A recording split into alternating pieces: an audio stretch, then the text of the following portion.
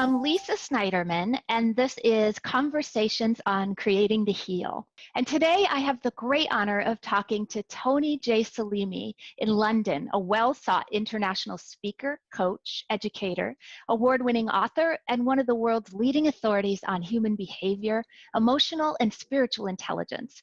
But like many great teachers out there, Tony first had to overcome great emotional, physical, spiritual, mental, and financial obstacles to help thousands of people break through life's greatest challenges, unleash their potential, and live inspired lives. Please join me and welcome my guest today, Tony J. Selimi, or as many call him, the See-Through Coach. Welcome, Tony. Thank you for this lovely opportunity to be of service. Of course. So briefly, let's just talk about how you creatively identify yourself and maybe just a short mission or purpose. Yeah, sure. As you mentioned in your lovely introduction, I'm an award-winning author, visionary filmmaker, and one of the leading authorities in human behavior. My vision and mission and purpose in life is simply to pave the way for soulful leadership that empowers other individuals to a heart-centered way of leading and being and showing up in life, so they can actually fulfill their personal, professional, and maximize their human potential. That's a lovely mission. I gratefully appreciate that you shared that. I want to talk a little bit about your transformation story. So what unexpected life events, obstacles, illness, or other kinds of hardships might you have experienced? And how or in what ways has that most significantly transformed you? To start with, I was born with crooked legs. And in the first 3-4 years of my life, I couldn't walk. And I observed how other people were walking and enjoying the freedom of just running as children and interacting with other children. And I remember the pain I used to have when my mother, using her old-fashioned ways to correct my legs, used to tie me in a cot with strings to literally straighten my legs. And I used to really have this desire of one day I'm going to walk and one day I'm going to travel the world. But not just that, as a young child, I also experienced sexual abuse. And then I went through a lot of bullying at school, at the society we lived back in Macedonia. And just as I was thinking my life was got back to normal and enjoying my student days, the civil war hit us back in former Yugoslavia, which put me into a situation to experience the atrocities of civil war, where people turn into animals and losing friends and family and my entire identity. And not only that, but miraculously my life was saved and I ended up living homeless on the streets of London, being separated from everything I knew and coming into a whole new state with not being able to speak English, not having any friends, not having a roof over my head, not really knowing whether I will ever see any members of my family. So there have been many life turns that really shaped me into what I do today and why I'm so driven and called to help humanity transform, to really bring their knowledge, their wisdom, so they can expand and develop their true being, really unleash their abilities to heal, to love, and learn throughout every single adversity in life. So for you, were you drawn to an art form, or were you already expressing or creating in an art form, or was it something new to you? In order to process and deal with these atrocities and these hardships and this emotional tumult that was happening inside, what did you turn to? What was your process? I think it's a very interesting question, because what I noticed, it's through every adversity, the art form changed. So when I was young, when I was experiencing child abuse at the age of 6, my form of art was being a beekeeper and playing with the bees and listening to music. So this is where I used to withdraw and being able in my own little world, because I used to blame myself. And I was so afraid to tell my parents what was happening that I used to observe the bees and praying. And praying was one of the other art form of me being able to look in the sky and observe the stars and observe the sun and the moon, and hoping that there's this powerful intelligence that we call God coming to save me from those adversities. Then when I went to school, in high school, where I was being bullied, this form changed. It took more of a shape into starting to learn about dancing and becoming a great salsa dancer and merengue dancer. And then when I actually went into civil war, I was in civil war for more than 14 months. It turned into precision. I became a sniperist. So the art of form through the different adversities changed. And when I was living homeless on the streets of London, it turned into understanding architecture.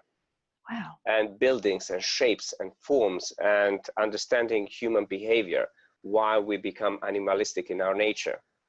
And then as I built my career in the early 90s and going back from being on the streets to actually graduating from one of the top 5 universities in UK, the dancing came back. So I used dancing as a way of expressing my pain and expressing my freedom, which I wasn't able to express through words.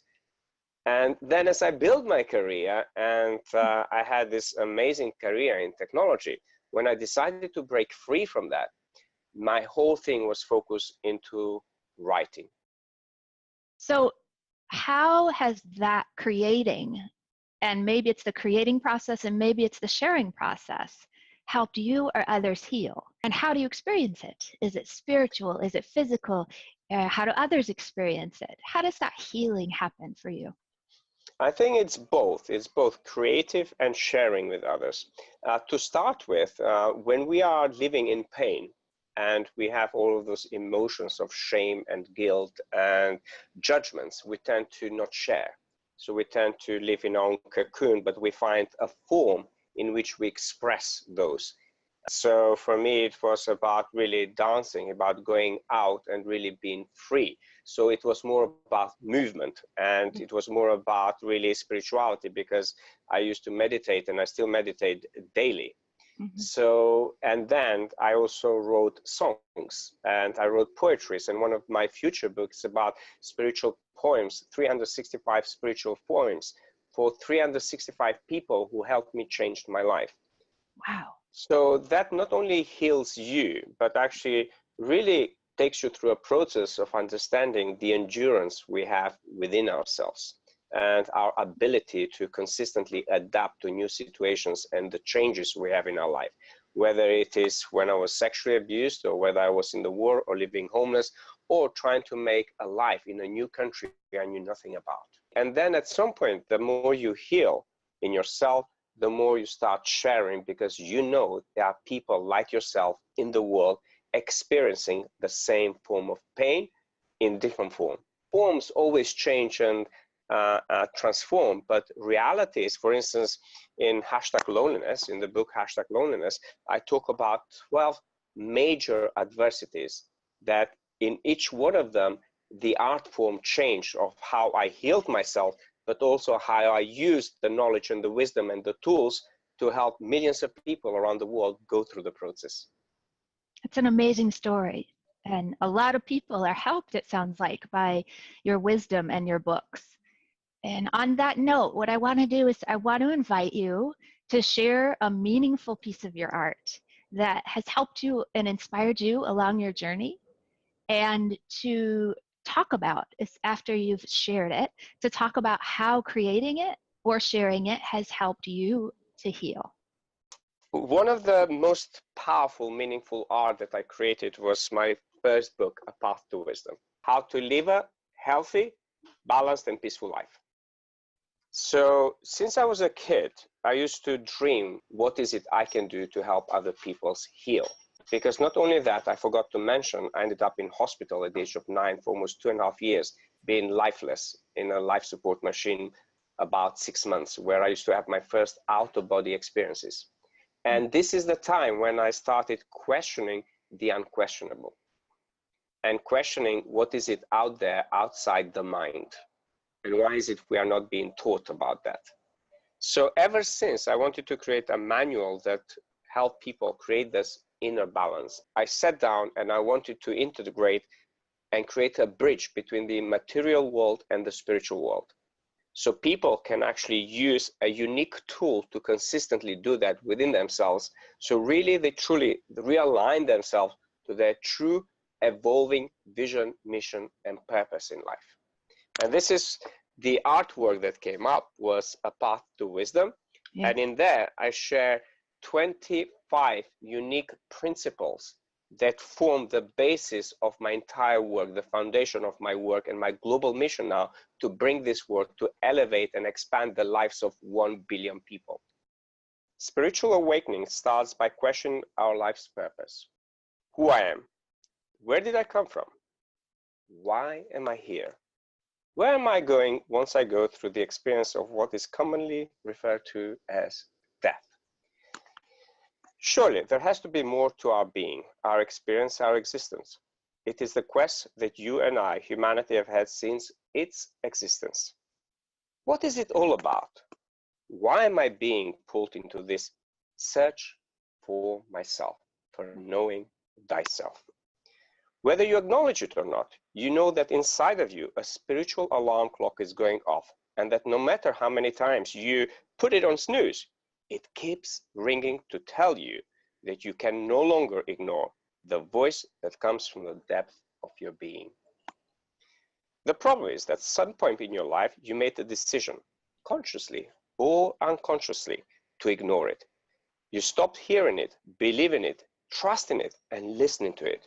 Your soul's true voice, the voice that knows. So how do you go about shutting down the noise that stops you from listening to your true voice that knows? You can no longer use your own outer world as an excuse for not doing so, for not loving, and for not trying to find solution to the problem in life that forces you to live your life on snooze. There's a lot of resonance in my own journey, and I'd love to be able to read more passages and absorb it more fully. What was that like for you when you were writing it? Was that also a healing process for you?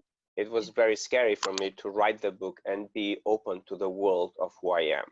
It creates this tremendous inside pain of not being able to live up to your cultural and family expectation of who you are meant to be.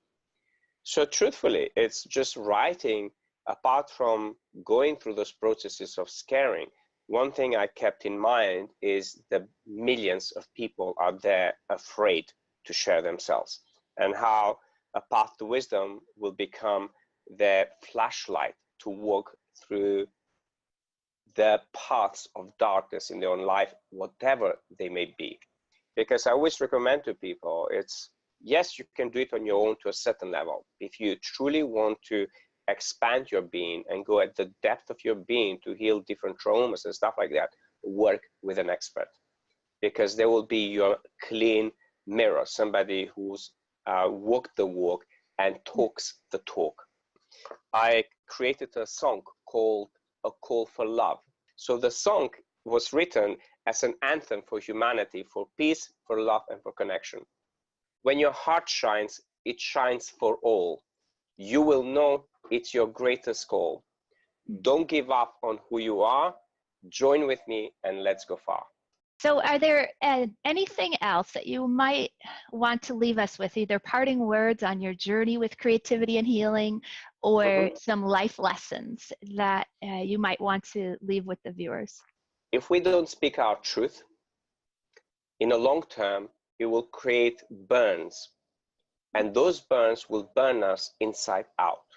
Lesson number one, learn to speak your truth. I believe that every human being is worthy of love. And love is an energy.